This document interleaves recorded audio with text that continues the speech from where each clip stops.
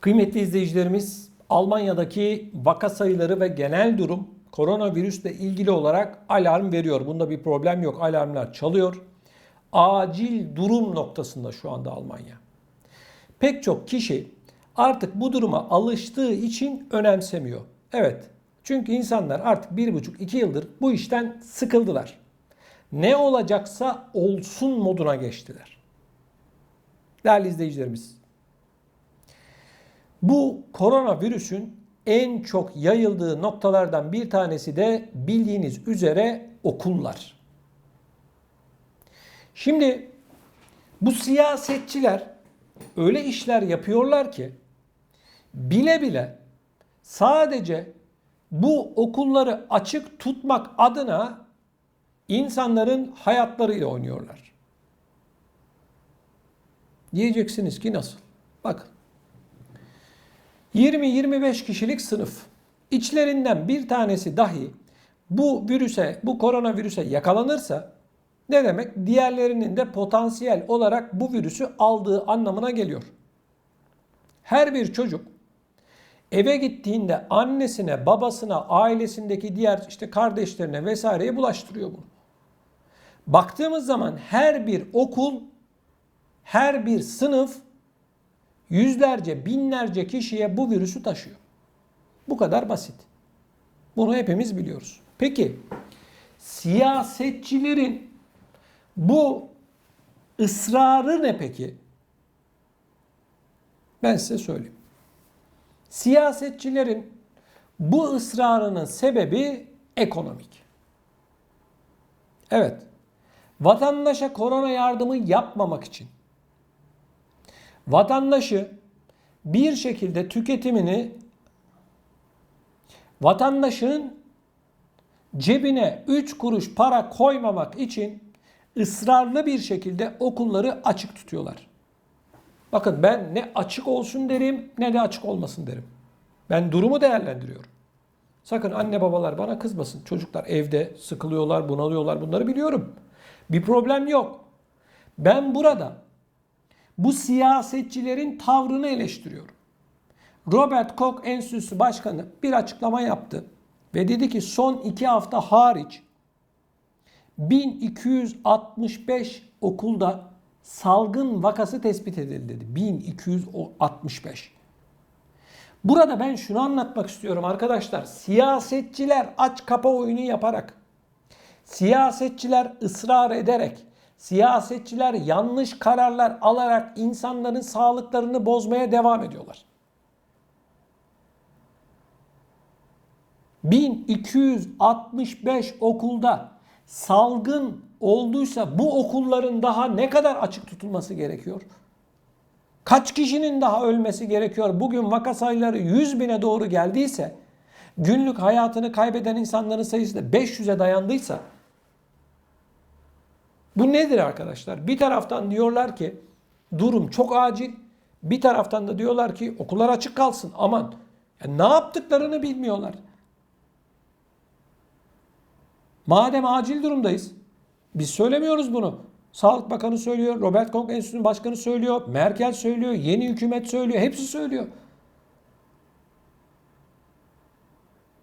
Arkadaşlar, bu siyasetçilerin elinde hepimiz birer oyuncağa çevrilmiş vaziyetteyiz. Almanya'da tam bir tiyatro var. Tam bir tiyatro.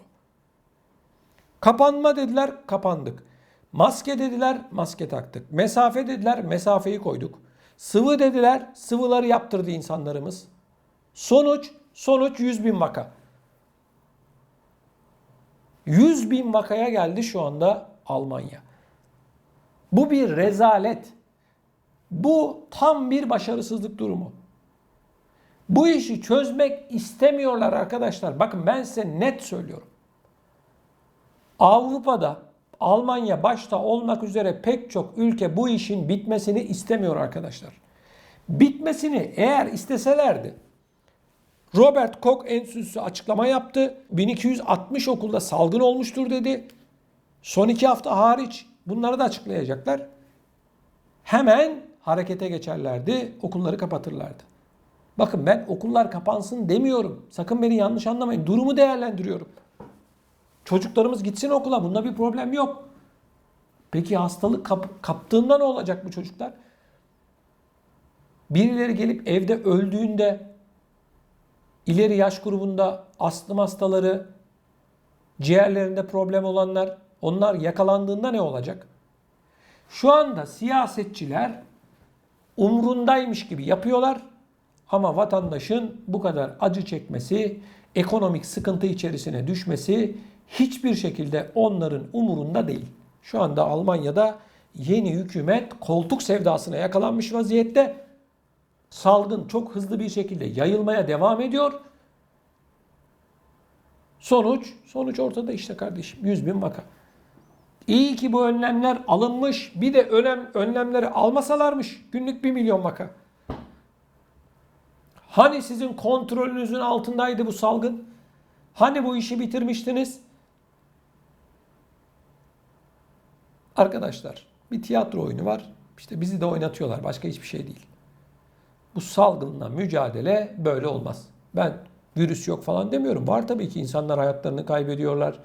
Ben bu işin yönetilemediğinden bahsediyorum. Kriz yönetiminin başarısız olduğunu anlatmak istiyorum. Bilim insanlarımız ne diyorsa onu yapalım. Doktorlarımız ne diyorsa bu sıvılarla ilgili onları yapalım. Problem yok. Ama bu noktada bugün 100.000 vaka varsa ben Hatice'ye değil neticeye bakarım. 1,5 yıldır ortada hiçbir şey yok. Şu anda Bavyera'da yoğun bakımdaki yatak sayısı 0. Başka eyaletlere gönderiliyor hastalar. Niye yer yok? Soruyorum, 1,5 yıldır Almanya Sağlık Bakanlığı ne iş yapıyor? Madem bu durumun bu noktaya geleceğini tahmin ediyordunuz, biliyordunuz, kontrolünüzün altındaydı. Niye yeni yoğun bakım hastaneleri, yeni hastalar için yeni yatak sayısını arttırmadınız? 1,5 yılda hastane yapamaz mısınız? Arkadaşlar çözmek istemiyorlar. Hala Almanya gibi süper ekonomik bir gücün hastanelerinde yer yoksa bazı eyaletlerinde bu siyasetçilerin basiretsizliğindendir. Aynı Almanya'daki konut sorunu gibi. Almanya'da şu anda ev fiyatları fırlamış vaziyette. Kiralık ev yok, özellikle büyük şehirlerde. Çözmek istemiyorlar. 10 yıl önce bu konut sorunu vardı, bugün de var. Eğer 10 yıl önce konut yapmaya başlasalardı, ev yapmaya başlasalardı şu andaki Almanya'daki konut sorununun %50'si çözülmüştü. Ev kiraları uçmuş ama umurlarında değil arkadaşlar. Çözmek istemiyorlar. Çözmek istemiyorlar. Benim düşüncelerim bunlar. 16 yıl boyunca Merkel iktidarda kaldı. Merkel iktidara geldiğinde konut sorunu vardı. Bugün emekli oldu. Bugün de var. 1,5-2 yıldır koronavirüs hayatımızda var. Yatak sorunu, yoğun bakım yatak sorunu vardı 1,5 yıl önce. Bugün de var. Çözmek isteyenler elbette görür çözerler. Benden daha iyi biliyorlar. Sizden daha iyi biliyorlar. Ama çözmek istemiyorlar. Böyle krize devam. Kusura bakmayın. Bu kadar acziyet içerisinde ben Almanya'yı ya da diğer Avrupa ülkelerini hiçbir zaman görmedim. Bu nedir arkadaş? İnsanların sağlıkları bu insanların elinde birer oyuncağa dönmüş vaziyette. Konuşunca da birileri videonun altında görüyorum yorumlarda diyor ki çok fazla eleştiriyorsun, felaket tellallığı yapıyorsun. Arkadaş bak, ben felaket tellallığı falan yapmıyorum. Ben ne yapıyorum biliyor musun?